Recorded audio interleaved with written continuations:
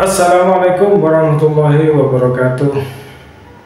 Om Swastiastu, Namo Buddhaya, salam kebajikan, salam rahayu, rahayu, rahayu.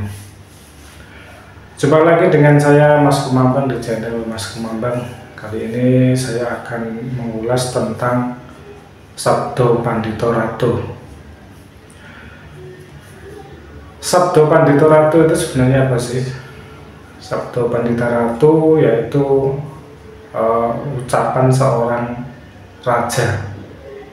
Jadi kalau di dalam pewayangan, ya walaupun bukan di dalam pewayangan, tapi di kerajaan-kerajaan zaman dulu di tanah Jawa dan khususnya itu seorang raja itu kata-katanya selalu benar dan selalu tepat. Padahal pada waktu itu tidak ada sumpah-sumpahan, tidak disumpah. Untuk menjabat sebagai seorang ratu atau raja itu tidak perlu disumpah. Jadi benar-benar kata-katanya itu benar-benar terjaga. Makanya banyak raja-raja zaman dulu yang memiliki kesaktian yang luar biasa seperti Prabu Joyoboyo dan banyak lagi raja-raja di tanah Jawa yang sangat sakti. Itu dikarenakan mereka ini menerapkan Sabdo Pandito Ratu. Jadi makanya setelah menjadi raja, setelah selesai menjadi raja, maka seorang raja ini menjadi seorang resi atau pertapa. Itu jadi kalau Sabdo Pandito Ratu itu kata-katanya selalu benar dan selalu tidak pernah menarik kata-katanya. Kalau bilang A ya A, kalau B ya B. Jadi tidak ada kamusnya pagi bilang A, sore bilang B, itu enggak ada. Jadi kalau Sabdo Pandito Ratu itu begitu. Makanya tidak heran kalau raja-raja zaman dulu itu sakti-sakti. Karena ya memang itu. Sebelum menjadi raja sudah digembleng dulu, sudah sekolah dulu di seorang pendeta atau seorang resi. Makanya kata-katanya selalu berhati-hati. Ketika mengucapkan kata-kata harus benar-benar dibarengi dengan pertimbangan. Harus melalui pertimbangan-pertimbangan. Makanya dalam ucapan itu selalu benar. Kalau A ya A, kalau B ya B, kalau merah ya merah, kalau biru ya biru. Jadi kenapa begitu ya? Memang begitu. Jadi syaratannya begitu. Jadi seorang raja itu. Makanya di situ kalau orang zaman dulu, kalau raja-raja itu sekali menyabda ya benar-benar terjadi. Seperti cerita Lutung Kasarung ketika seorang raja itu mengutuk seseorang menjadi lutung. Itu dalam cerita itu Anda sudah banyak menonton lah Lutung Kasarung itu. Itu sekali berkata benar-benar terjadi. Karena apa? Karena ya kesaktian dari Sabdo Pandito Ratu ini. Jadi sama seperti kita sampai sekarang ini. Kenapa kita kok berdoa kok susah dikabulkan, tidak pernah dikabulkan atau lama dikabulkan? Ya gara-gara ya ucapan kita sendiri itu tadi. Jadi ya memang dari kata-kata Anda sendirilah, kata-kata kita sendiri yang membuat doa-doa kita itu jarang terijabah dan lama terijabah dan lama dikabulkan. Yaitu gara-gara mulut kita sendiri. Atau kita suka berbohong, suka mengatakan kalau A itu B, kalau B itu A, kalau merah dikatakan hijau, hijau dikatakan biru. Ya ini kan sudah mencela-mencela.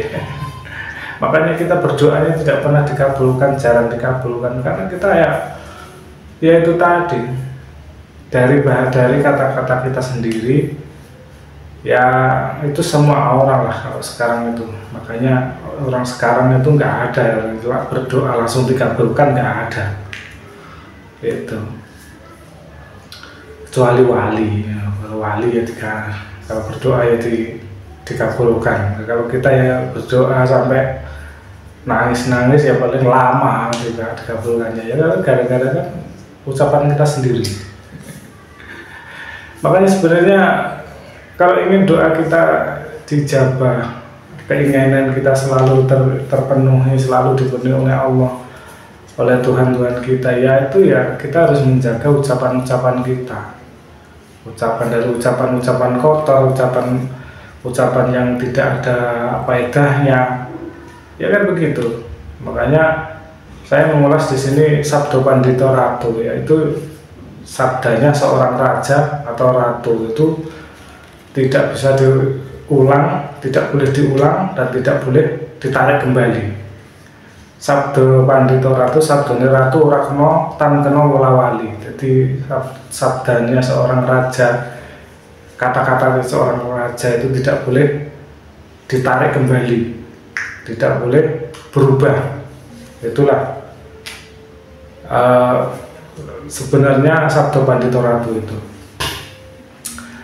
Makanya di situ seorang raja-raja Jawa, raja-raja zaman dulu itu selalu ucapannya selalu benar, selalu menjadi doa. Kalau menyabda seseorang ya menjadi lutung ya jadi lutung, jadi monyet itu. Karena apa? Ucapan seorang raja itu sendiri. Jadi Sabdo Pandito Ratu yaitu laku tirakat dalam hal berbicara. Jadi bukan hanya berzikir saja. Jadi zikirnya orang dulu itu diam. Kalau tidak bisa berucap dengan benar, tidak bisa jujur, lebih baik diam, tidak berkata-kata. Hati-hati dengan ucapan kita sendiri, karena ucapan kita itu adalah doa. Dan ucapan-ucapan itu kalau memang ingin doa Anda dikabulkan, doa-doa kita dikabulkan, ya kita harus menjaga kata-kata kita sendiri. Istilahnya kita meniru Sabdo Pandito Ratu ya, walaupun tidak bersama persis, karena itu memang sangat berat sekali. Selama manusia masih berinteraksi dengan manusia, dengan orang-orang di sekitarnya, maka tetap kata-kata itu tidak bisa dijaga atau tidak bisa terjaga. Tapi setidaknya kita sudah tahu bahwa Sabdo Pandito Ratu itu adalah puasanya puasa tirakatnya orang yang ingin doanya dikabulkan.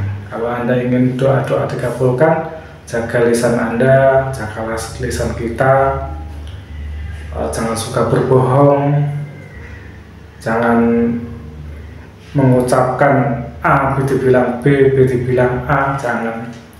Kalau A ya A, B ya B. Maka ucapan kita itu sangat tajam dan sangat berbahaya, karena ucapan yang benar itu akan berakibat doa kita dikabulkan.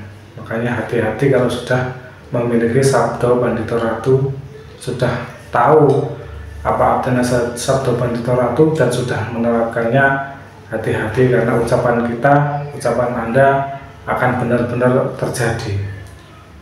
Mungkin itu saja tentang pembahasan tentang Sabdo Pandito Ratu. Mungkin ada rekan-rekan atau teman-teman subscriber saya yang menanyakan sesuatu, silahkan ditanyakan di kolom komentar.